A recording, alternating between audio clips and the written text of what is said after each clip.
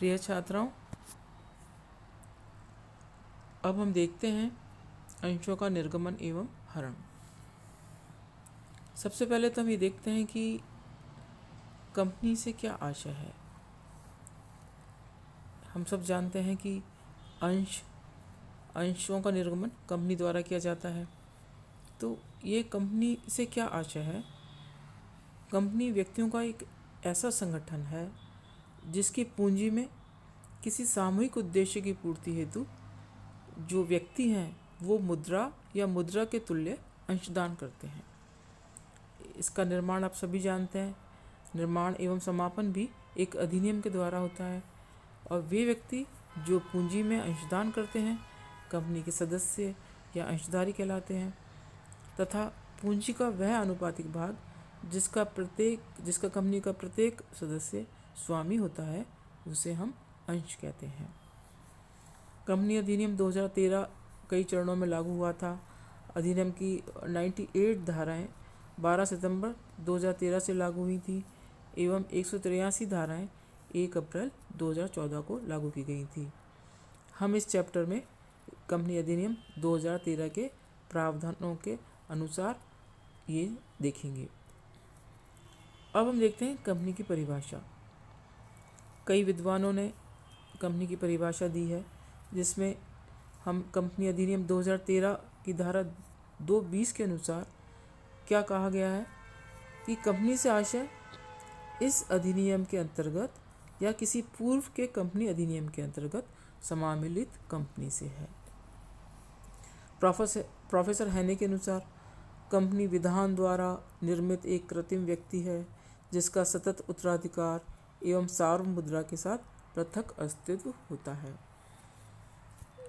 ऐसी ही अनेक विद्वानों द्वारा परिभाषाएं दी गई हैं। इस प्रकार से हमने ये देखा कि कंपनी का आशय कंपनी अधिनियम के अंतर्गत समामिलित एक ऐसे कृत्रिम व्यक्ति से है जिसका अपने सदस्यों या अंशधारियों से पृथक अस्तित्व एवं सतत उत्तराधिकार होता है और जिसका निर्माण किसी व्यवसाय से लाभ अर्जित करने हेतु होता है और जिसकी एक सार्वभौम मुद्रा होती है। तो कंपनी का पंजीयन एक सार्वजनिक कंपनी अथवा निजी कंपनी के रूप में हो सकता है। कंपनी के सदस्यों का दायित्व सीमित अथवा असीमित हो सकता है। जिन कंपनियों के सदस्यों का दायित्व असीमित होता है ऐसी कंपनियां असीमित दायित्व वाली कंपनियां कहलाती हैं, और इसके विपरीत ऐसी कंपनियां जिनके सदस्यों का दायित्व उनके द्वारा क्रय किए गए अंशों पर देय राशि तक सीमित होता है वे अंशों द्वारा सीमित दायित्व वाली कंपनियां होती हैं। ऐसी कंपनियां जिनके सदस्य कंपनी के विघटन के समय एक निश्चित राशि देने का वचन कर देते हैं उन्हें गारंटी द्वारा सीमित कंपनी कहा जाता है। भारत में अंशों द्वारा सीमित दायित्व वाली कंपनियों का ही अधिक प्रचलन है। अब हम देखते हैं कि अंश कितने प्रकार के होते हैं। जैसा कि अभी हमने देखा, कंपनी की कुल अंश पूंजी छोटी इकाइयों में विभाजित होती है और प्रत्येक इकाई जिसमें कंपनी की पूंजी विभक्त होती है उसे अंश कहते हैं। कंपनी अधिनियम 2013 की धारा 284 के अनुसार अंश का आशय एक कंपनी की अंश पूंजी से है जिसमें स्टॉक भी सम्मिलित है। अब हम देखते हैं कि कंपनी अधिनियम 2013 की धारा 43 के अनुसार एक सीमित दायित्व वाली एक सार्वजनिक कंपनी दो ही प्रकार के अंशों का निर्गमन कर सकती है, वो है पूर्वाधिकार एवं इक्विटी अंश। तो अब हम ये देखेंगे कि ये दोनों अंश से क्या आशय है, ये कितने प्रकार के होते हैं। सबसे पहले तो हम देखते हैं अधिमान अंश, पूर्वाधिकार अंश। पूर्वाधिकार अंश से क्या आशय है कि कंपनी अधिनियम 2013 की धारा 43 के अनुसार अधिमान अंशों से आशय ऐसी अंशों से हैं जिनके धारकों को एक पूर्व निश्चित दर से लाभांश प्राप्त करने का अधिकार होता है तथा कंपनी के समापन पर ऐसे अंशधारियों को उनके द्वारा दी गई पूंजी वापस प्राप्त करने का भी प्रथम अधिकार होता है। कुछ विशेष अधिकारों के आधार पर अधिमान अंश कई प्रकार के होते हैं, जिसमें सबसे पहला है संचयी अधिमान अंश। संचयी अधिमान अंश से क्या आशय है कि यदि कंपनी किसी वर्ष लाभ अपर्याप्त होने के कारण इन अंशों पर लाभांश देने में असमर्थ होती है तो न दिया गया लाभांश संचित हो जाता है, तथा जब कभी कंपनी को लाभ होता है और लाभांश वितरित करने का निश्चय किया जाता है तो उन लाभों में से सर्वप्रथम संचयी अधिमान अंशों पर पूर्व संचित लाभांश चुकता कर देने के पश्चात ही उस वर्ष के लाभांश दिए जाते हैं। क्योंकि ये संचयी अधिमान अंश है तो इनका लाभांश संचय होता रहता है।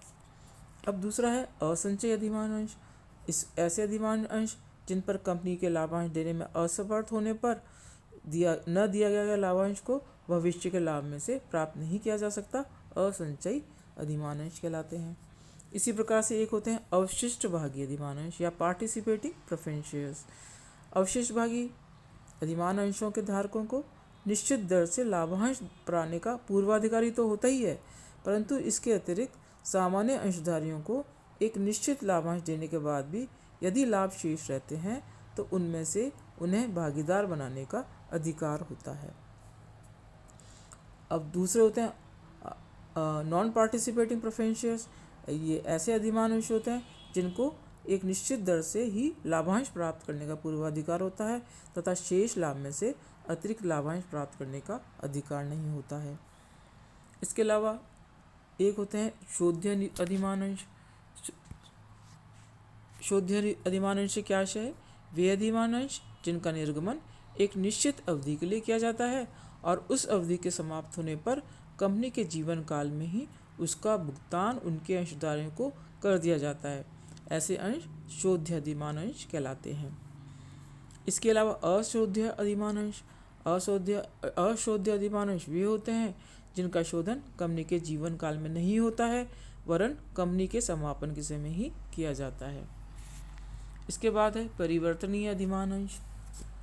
जिन अधिमान अंशों को एक यह अधिकार दिया जाता है कि यदि वे चाहें तो निश्चित अवधि में अपना अथवा एक निश्चित तिथि पर अपने अधिमान अंशों को इक्विटी अंशों में परिवर्तित करा सकते हैं, उन्हें परिवर्तनीय अधिमान अंश कहते हैं।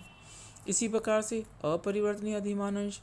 जिन अधिमान अंशों के धारकों को यह अधिकार नहीं होता है कि वे अपने अंशों को इक्विटी अंशों में परिवर्तन करा सकें तो इन्हें अपरिवर्तनीय अधिमान अंश कहते हैं। नेक्स्ट है संचयी परिवर्तनशील या परिवर्तनीय अधिमान अंश। ऐसे अधिमान अंश जिनमें संचयी तथा परिवर्तनीय दोनों प्रकार के अधिमान अंशों की विशेषताएं पाई जाती हैं संचयी परिवर्तनीय अधिमान अंश कहलाते हैं। अतः संचयी परिवर्तनीय अधिमान अंश ऐसे अंश होते हैं जिन पर यदि कंपनी किसी वर्ष लाभांश देने में असमर्थ रहे तो न दिया गया लाभांश संचित होता रहता है और जब कंपनी लाभांश वितरित करने का निश्चय करती है तो सर्वप्रथम इन अंशों पर संचित लाभांश को चुकाया जाता है तथा साथ ही साथ इन अंशों का एक निश्चित अवधि के भीतर इक्विटी अंशों में परिवर्तन कर दिया जाता है। विद्यमान कानूनी प्रावधानों के अनुसार इन अंशों पर 10% लाभांश दिया जाता है तथा इन्हें इनके निर्गमन के 3 से 5 वर्षों के भीतर इक्विटी अंशों में परिवर्तित करना होता है। ये तो देखा हमने कि प्रेफरेंस शेयर्स से क्या आशय है और ये कितने प्रकार के होते हैं। अब हम देखते हैं सामान्य तथा इक्विटी अंश। कंपनी अधिनियम 2013 के अनुसार सामान्य अथवा इक्विटी अंश वे अंश होते हैं जो अधिमान अंश नहीं हैं। ऐसे अंशों के धारक उसी समय लाभांश प्राप्त करने के अधिकारी होते हैं जब अधिमान अंशधारियों को एक निश्चित लाभांश का भुगतान कर दिया जाता है और इस प्रकार कंपनी के समापन की दिशा में ऐसे अंशों की पूंजी अधिमान अंशों की पूंजी वापस करने के पश्चात ही लौटाई जाती है। इसके बाद हम देखते हैं स्टॉक की परिभाषा। स्टॉक से क्या आशय है? कंपनी अधिनियम की वर्तमान कंपनी अधिनियम जो है 2013 के लागू होने से पूर्व कंपनियों के अंशों के स्थान पर स्टॉक का निर्गमन करती थी। स्टॉक एक ऐसी प्रतिभूति है जिसका कोई निश्चित अंकित मूल्य नहीं होता है बल्कि वह पूंजी का एक निश्चित भाग होता है। स्टॉक की कोई संख्या भी नहीं होती है। एक स्टॉकधारी किसी भी मूल्य के स्टॉक को बेच सकता है एवं किसी भी मूल्य के स्टॉक को खरीद सकता है। अब हम देखते हैं अंश निर्गमन की प्रक्रिया। अंश निर्गमन की प्रक्रिया, अभी इसके मैं आपको केवल पॉइंट्स बता रही हूँ। नेक्स्ट टाइम पे हम इसका 1 बाय 1 देखेंगे। इसमें सबसे पहले है अंश निर्गमन की किस प्रकार से प्रक्रिया अपनाई जाती है। इसके लिए जो भारतीय प्रतिभूति एवं विनिमय बोर्ड है, security and exchange board of India, उसके द्वारा इसके संबंध में दिशा निर्देश दिए गए हैं, उनका पालन करना होता है। और कंपनी के अंशों को निर्गमन के लिए जो प्रक्रिया अपनाई जाती है उसको हम 4 भागों में विभाजित करते हैं। सबसे पहले है प्रविवरण का निर्गमन, दूसरा है अंशों के लिए आवेदन प्राप्त करना, तीसरा है अंशों का आवंटन करना, और चौथा है अंशों पर मांग राशि प्राप्त करना। तो ये इसके की प्रक्रिया है। इसका 1 बाय 1 हम अगली क्लास में देखेंगे। Thank you students.